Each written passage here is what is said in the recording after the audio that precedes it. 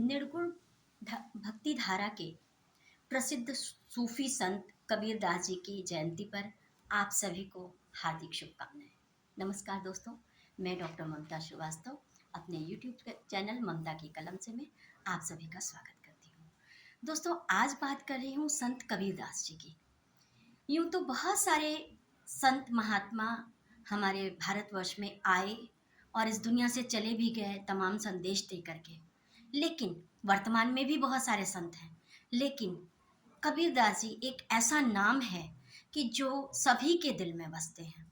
उनके दोहे हर किसी के जुबान पे हैं, चाहे वो पढ़ा लिखा हो या अनपढ़ हो, बुजुर्ग हो, बच्चा हो या युवा।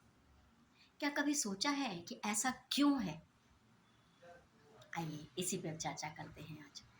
कबीरदास जी के दोहे हम सभी को कंठस्थ हैं, या हम सभी अपने जीवन में कहीं ना कहीं उनका प्रयोग करते हैं उदाहरण के तौर पर लोगों को समझाने के लिए। उसका सबसे मुख्य कारण ये है कि कबीरदास जी के जो दोहे हैं वो हमारे जीवन से बहुत कुछ मिलते हैं। हमारे जीवन को एक नया रंग देने के लिए जिन बातों की, जिन चीज़ों की आवश्यकता है, जीवन का निचोड़ है उनके दोहों में।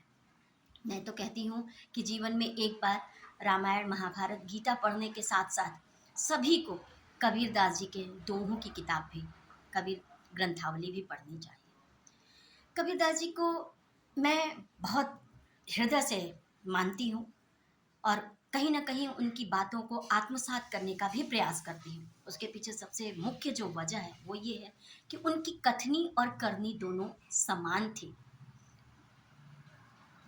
बहुधा ऐसा ही होता है कि लोग कहते तो कुछ और है लेकिन करते कुछ और है। दूसरों को उपदेश देना और खुद के जीवन में उन बातों को ढाल लेना दो अलग बातें हैं। तो इसी से संबंधित एक छोटी सी कहानी के माध्यम से कबीरदास जी के जीवन की ही कहानी बताती हूँ आपको। एक बार की बात है कि कबीरदास जी की अमृतवाणी सुनने के लिए दूर दूर से लोग आते थे। एक महाजन थे, सेठ महाजन थे। उन्हें भी लगा कि भाई क्या है आखिर इनमें कि इतनी भीड़ आती है, लोग इनको सुनते हैं, महात्मा कहते हैं, पाँव छूते हैं। मैं इतना धनवान हूँ, इतनी इज्जत तो मेरी भी नहीं है जितनी इस फकीर की है।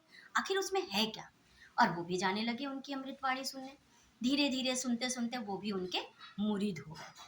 और मुरीद हो गए तो उनके अवगुण देखने के बजाय उनके गुण देखने लग गए। एक दिन महाज सेठ जी की नजर गई उनके कुर्ते पर। उन्हें लगा कि अरे, इनके कुर्ते तो थोड़े पुराने हो गए हैं, मुझे इन्हें उपहार स्वरूप एक कुर्ता देना चाहिए। और ये विचार उनके मन में आने के बाद वो अपने घर गए और सेठ जी भाई, उनके पास तो किसी चीज़ की कमी नहीं थी, उन्होंने बहुत खूबसूरत सा एक कुर्ता सिलवाया मखमल का।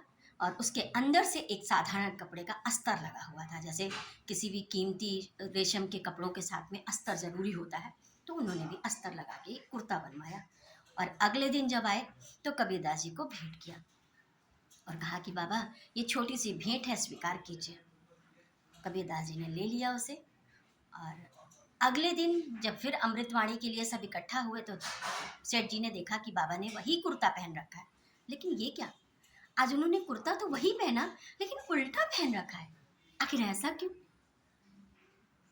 खैर, अमृतवाणी खत्म हुई। जैसे ही सभी लोग हटे, सेठ जी के मन की जो बेचैनी थी वो उनके ज़बान पे आ गई और उन्होंने कबीरदास जी से पूछ लिया कि बाबा, एक बात पूछना चाहता हूँ। तो बोले, पूछो बेटा। आखिर आपने मेरे कुर्ते को पहना तो, लेकिन आखिर उसको उल्टा क्यों पहना? कबीरदास जी ने मुस्कुराते हुए कहा कि देखो बेटा, शरीर को कोमल, मुलायम वस्तु अच्छी लगती है, इसलिए मैंने मखमल को अपने शरीर के साथ जोड़ दिया, उल्टा पहन लिया। और रही बात साधारण कपड़े की कि वो बाहर दिखाई देता है, तो मनुष्य जितना साधारण दिखाई देता है उतना ही वो अच्छा होता है और उतना ही छल कपट से दूर होता है। इसलिए हमेशा आपको साधारण दिखना चाहिए। अगर आपको मूल्यवान बनना है तो अपने विचारों से, अपनी सोच से, अपने कर्मों से बनना चाहिए, ना कि अपने कपड़ों से, भौतिक सुख सुविधाओं से। तो ऐसे थे संत कबीर और मुझे लगता है कि आप सभी को ये बात पसंद आई होगी। आगे भी कबीरदास जी के दोहों को लेकर के आती रहूँगी। यदि कोई विशेष दोहा किसी विशेष विषय पे आप सुनना चाहें तो संदेश के माध्यम से लिख भेजें। आप सभी का स्वागत है। और हाँ, चैनल को लाइक, शेयर और सब्सक्राइब ज़रूर कीजिएगा और कमेंट ज़रूर कीजिएगा, क्योंकि आपके संदेशों से ही मुझे ऊर्जा मिलती है कुछ और नया करने की। और फिर मिलेंगे किसी नए दोहे के साथ। तब तक के लिए नमस्कार।